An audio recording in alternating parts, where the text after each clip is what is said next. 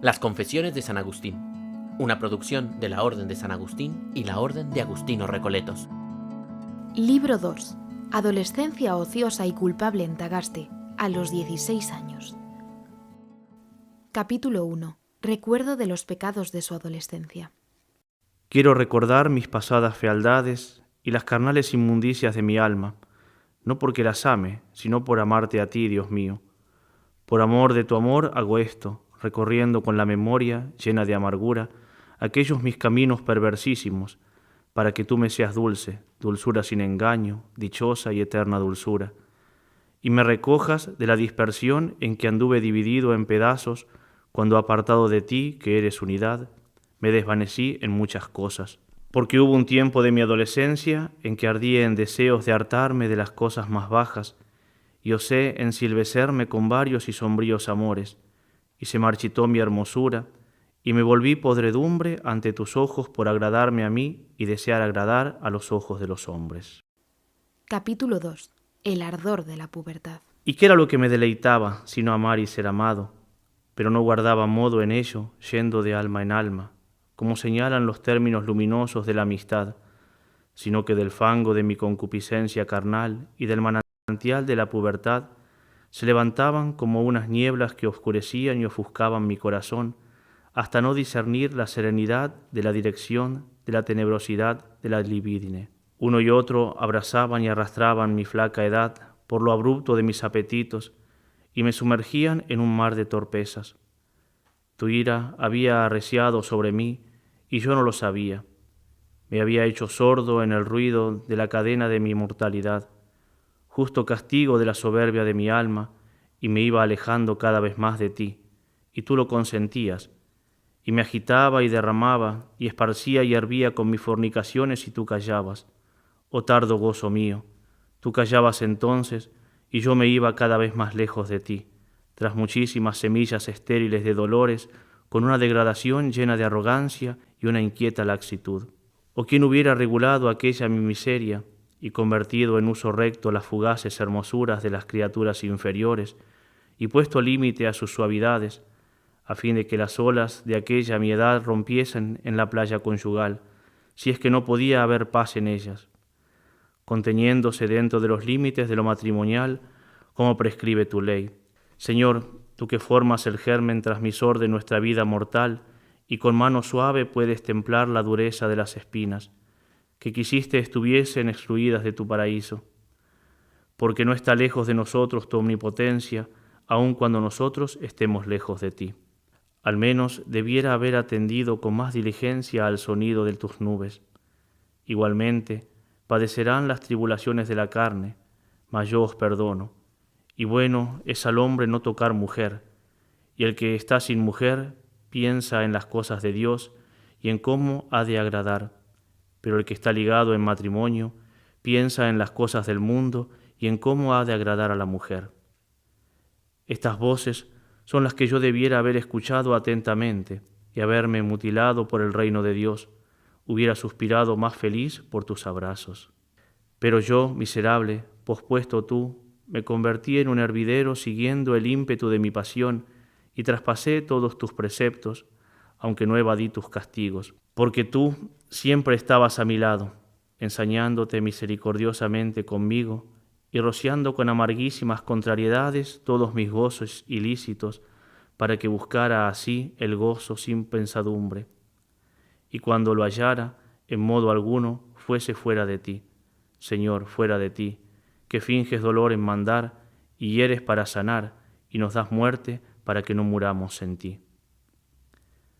Pero ¿dónde estaba yo? Oh, qué lejos, desterrado de las delicias de tu casa en aquel año 16 de mi edad carnal, cuando empuñó su cetro sobre mí y yo me rendí totalmente a ella, la furia de la libidine, permitida por desvergüenza humana, pero ilícita según tus leyes. Ni aun los míos se cuidaron de recogerme en el matrimonio al verme caer en ella. Su cuidado fue solo de que aprendiera a componer discursos magníficos y a persuadir con la palabra. Capítulo 3. Luctuosa ociosidad del año 16. En este mismo año se hubieron de interrumpir mis estudios de regreso de Madaura, ciudad vecina, a la que había ido a estudiar literatura y oratoria, en tanto que se hacían los preparativos necesarios para el viaje más largo a Cartago, más por animosa resolución de mi padre que por la abundancia de sus bienes, pues era muy modesto munícipe de Tagaste. Pero, ¿a quién cuento yo esto? No ciertamente a ti, Dios mío, sino en tu presencia cuento estas cosas a los de mi linaje, el género humano, cualquiera que sea la partecilla de él que pueda tropezar con este mi escrito. ¿Y para qué esto? Para que yo y quien lo leyere pensemos en qué abismo tan profundo hemos de clamar a ti, y qué cosa más cerca de tus oídos que el corazón que te confiesa y la vida que procede de la fe.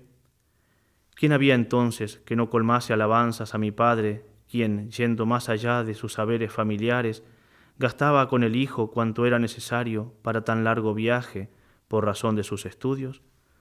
Porque muchos ciudadanos, y muchos más ricos que él, no se tomaban por sus hijos semejante empeño. Sin embargo, este mismo Padre nada se cuidaba, entre tanto, que yo creciera ante ti o fuera casto, sino únicamente de que fuera diserto, aunque mejor dijera desierto, por carecer de tu cultivo, oh Dios, único verdadero y buen Señor de tu campo, mi corazón. Pero en aquel 16º año se hubo de imponer un descanso por la falta de recursos familiares, y libres de escuela, hube de vivir con mis padres. Se elevaron entonces sobre mi cabeza las zarzas más lascivias, sin que hubiera mano que me las arrancara. Al contrario, cuando cierto día me vio pubescente mi padre en el baño y revestido de inquieta adolescencia, como si se gozara ya pensando en los nietos, fuese a contárselo alegre a mi madre, alegre por la embriaguez con que este mundo se olvida de ti, su Criador, y ama en tu lugar a la criatura, y que nace del vino invisible de su perversa y mal inclinada voluntad a las cosas de abajo. Mas para este tiempo habías empezado ya a levantar en el corazón de mi madre tu templo y el principio de tu morada santa, pues mi padre no era más que un catecúmeno, y esto de hacía poco. De aquí el sobresaltarse ella con un santo temor y temblor, pues aunque yo no era todavía cristiano, temió que siguiese las torcidas sendas por donde andaban los que te vuelven la espalda y no el rostro. Ay de mí, y me atrevo a decir que callabas cuando me iba alejando de ti. Es verdad que tú callabas entonces conmigo. ¿Y de quién eran sino de ti aquellas palabras que por medio de mi madre, tan creyente, cantaste en mis oídos, aunque ninguna de ellas penetró en mi corazón para ponerlas por obra? Quería ella, y recuerdo que me lo amonestó en secreto con grandísima solicitud, que no fornicase, y sobre todo que no adulterase con la mujer de nadie. Mas estas reconvenciones me parecían mujeriles, a las que me hubiera avergonzado obedecer. Pero en realidad tuyas eran, aunque yo no lo sabía, y por eso creía que tú callabas, y que era ella la que me hablaba, siendo tú despreciado por mí en ella, por mí, su hijo, hijo de tu sierva y siervo tuyo, que no cesabas de hablarme por su medio. Pero yo no lo sabía, y me precipitaba con tanta ceguera que me avergonzaba entre mis coetáneos de ser menos desvergonzado que ellos cuando les oía jactarse de sus maldades y gloriarse tanto más cuanto más torpes eran, agradando hacerlas no sólo por el deleite de las mismas, sino también por ser alabadas. Cosa hay más digna de vituperio que el vicio, y sin embargo, por no ser vituperado me hacías más vicioso, y cuando no había hecho nada que me igualase con los más perdidos, fingía haber hecho lo que no había hecho, para no parecer tanto más abyecto cuanto más inocente y tanto más vil cuanto más casto. Y aquí, ¿con qué compañeros recorría yo las plazas de Babilonia y me revolcaba en su cieno, como en cinamomo y ungüentos preciosos?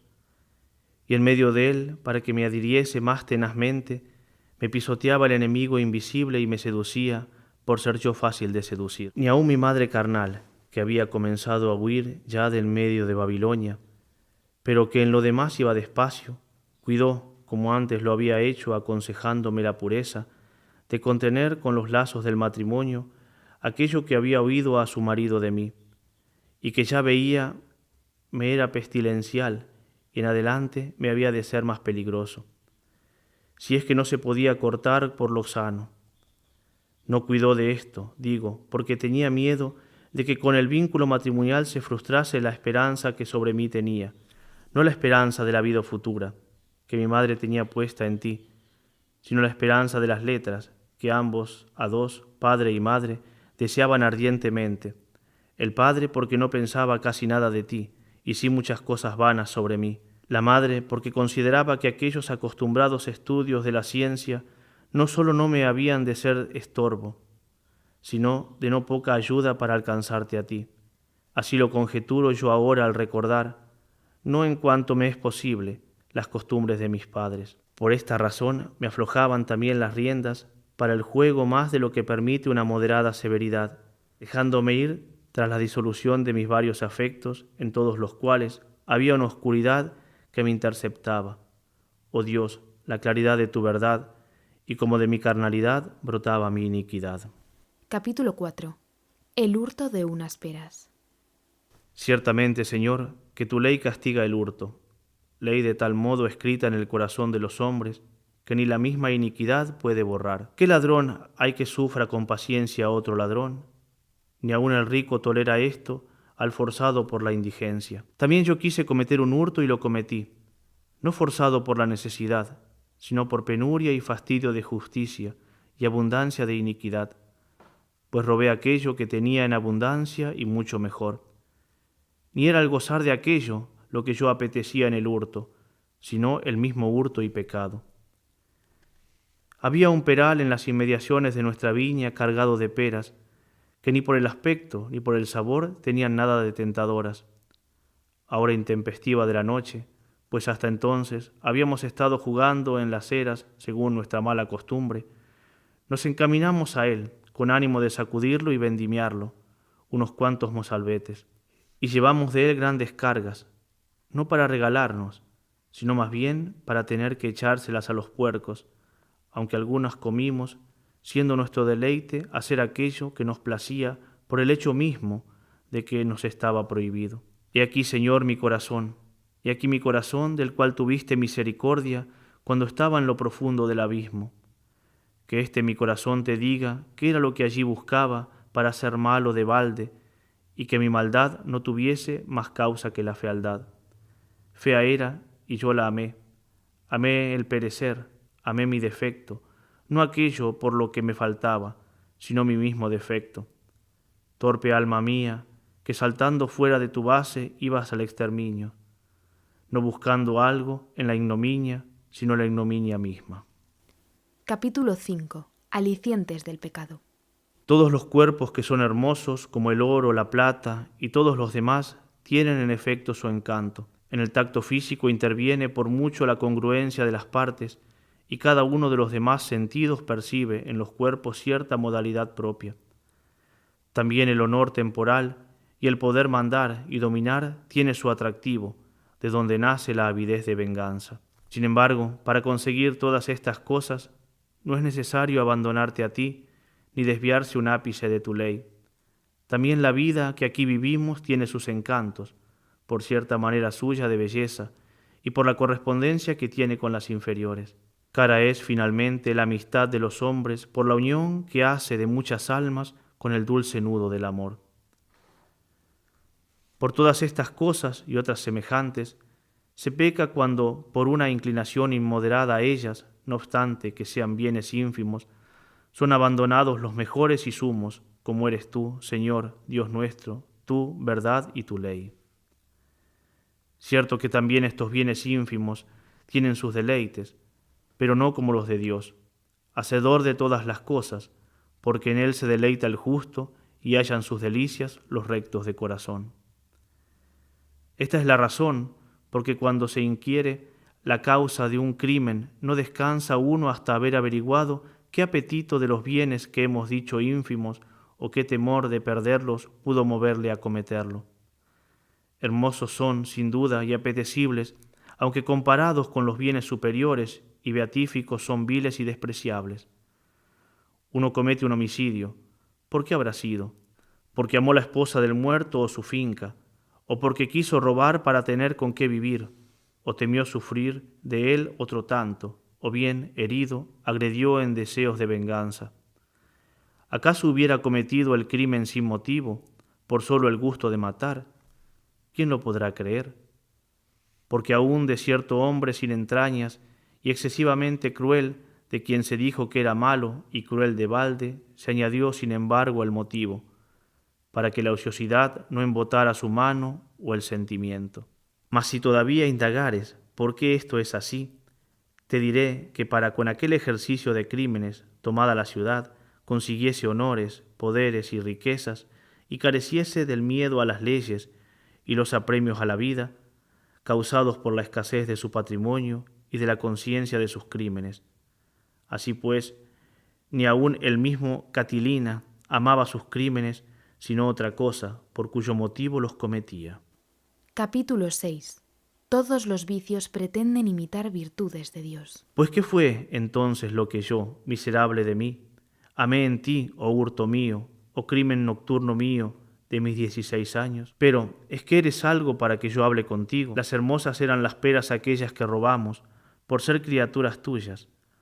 Oh, el más hermoso de todos, criador de todas las cosas, Dios bueno, Dios sumo bien y verdadero, bien mío. Hermosas eran aquellas peras, pero no eran éstas lo que apetecía mi alma miserable.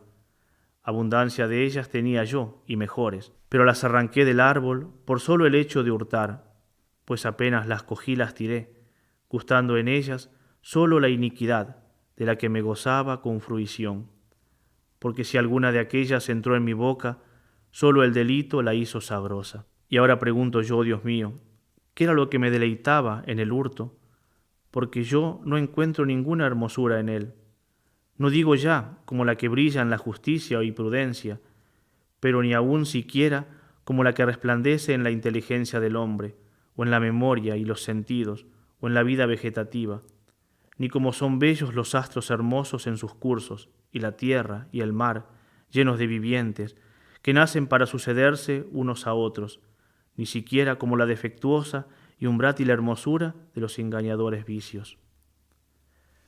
Porque la soberbia imita la celsitud, mas tú eres el único sobre todas las cosas, oh Dios excelso, y la ambición, ¿qué busca sino honores y gloria, siendo tú el único sobre todas las cosas, digno de ser honrado y glorificado eternamente? La crueldad de los tiranos quiere ser temida, pero ¿quién ha de ser temido, sino el solo Dios, a cuyo poder nadie en ningún tiempo ni lugar, ni por ningún medio puede sustraerse ni huir? Las blanduras de los lascivos provocan al amor, pero nada hay más blando que tu caridad, ni que se ame con mayor provecho que tu verdad, sobre todas las cosas hermosa y resplandeciente. La curiosidad parece afectar amor a la ciencia, siendo tú quien conoce sumamente todas las cosas. Hasta la misma ignorancia, la estulticia se cubren con el nombre de sencillez e inocencia, porque no hayan nada más sencillo que tú. ¿Y qué más inofensivo que tú, que aun el daño que reciben los malos les viene de sus malas obras? La indolencia apetece el descanso, pero ¿qué descanso cierto hay fuera del Señor? El lujo apetece ser llamado saciedad y abundancia, mas tú solo eres la plenitud y la abundancia indeficiente de eterna suavidad. La prodigabilidad vístese de capa de libertad, pero solo tú eres el verdadero y liberalísimo dador de todos los bienes. La avaricia quiere poseer muchas cosas, pero solo tú las posees todas. La envidia cuestiona sobre excelencias, pero ¿qué hay más excelente que tú? La ira busca la venganza, ¿y qué venganza más justa que la tuya? El temor se espanta de las cosas repentinas e insólitas, contrarias a los que uno ama y desea tener seguro. Mas, ¿qué en ti de nuevo o repentino? ¿Quién hay que te arrebate lo que amas? ¿Y en dónde sino en ti se encuentra la firme seguridad? La tristeza se abate con las cosas perdidas con que solía gozarse la codicia, y no quisiera se quitase nada, como nada se te puede quitar a ti. Así es como claudica el alma, cuando es apartada de ti y busca fuera de ti lo que no puede hallar puro y sin mezcla, sino cuando vuelve a ti. Perversamente te imitan todos los que se alejan y alzan contra ti, pero aun imitándote así, indican que tú eres el Criador de toda criatura, y por tanto, que no hay lugar a donde se aparte uno de modo absoluto de ti. Pues, ¿qué fue entonces lo que yo amé en aquel hurto, o en qué imité a mi Señor con una actitud viciosa y perversa? ¿Acaso fue en deleitarme obrando contra tu ley a base de engaño, ya que no podía por fuerza, simulando cautivo una libertad manca en hacer impunemente lo que estaba prohibido, o una oscura parodia de tu omnipotencia? He aquí al siervo que huyendo de su Señor consiguió la sombra, oh podredumbre, oh monstruo de la vida y abismo de la muerte. Es posible que me fuera grato lo que no me era lícito, y no por otra cosa, sino porque no me era lícito. Capítulo 7. Acción de gracias por el perdón conseguido. ¿Qué daré en retorno al Señor por poder recordar mi memoria todas estas cosas sin que tiemble ya mi alma por ellas? Te amaré, Señor, y te daré gracias y confesaré tu nombre por haberme perdonado tantas y tan nefandas acciones mías. A tu gracia y misericordia debo que hayas deshecho mis pecados como hielo y no haya caído en otros muchos. ¿Qué pecados realmente no pude yo cometer, yo que amé gratuitamente el crimen? Confieso que todos han sido ya perdonados, así los cometidos voluntariamente como los que dejé de hacer por tu favor. ¿Quién hay de los hombres que, conociendo su flaqueza, atribuya a su fuerza su castidad y su inocencia, para que por ello amarte menos, cual si hubiera necesitado menos de tu misericordia, por la que perdonas los pecados a los que se convierten a ti?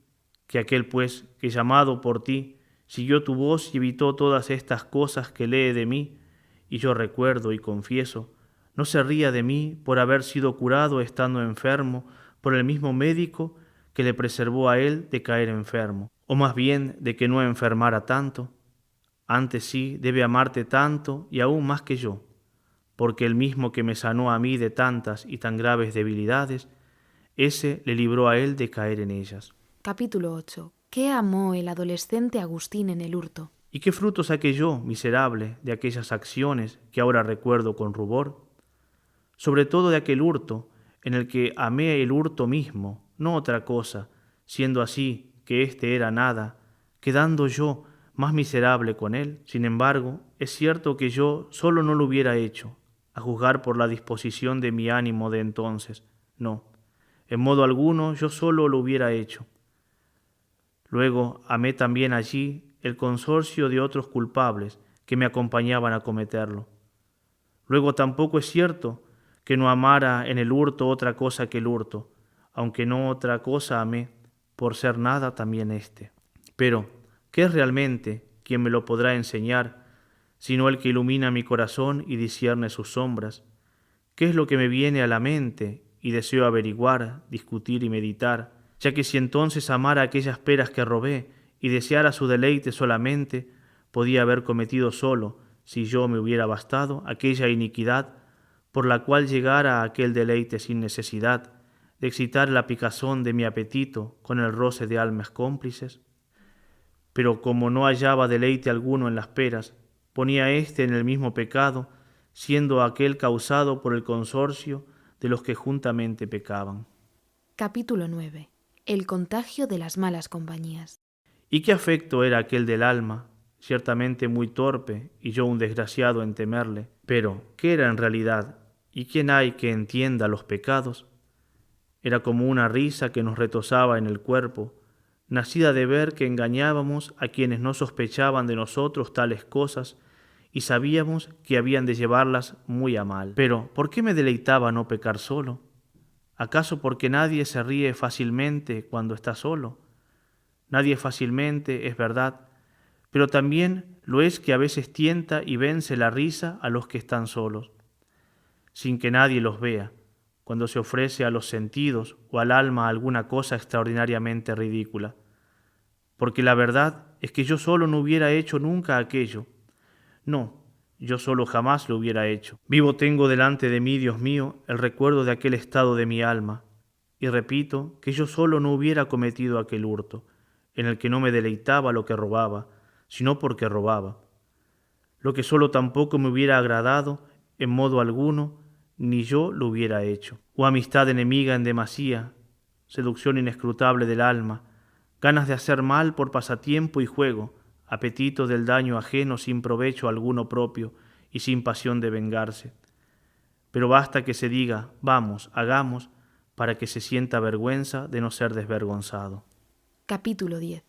Dios es el sumo bien. ¿Quién deshará este nudo tortuosísimo y enredadísimo?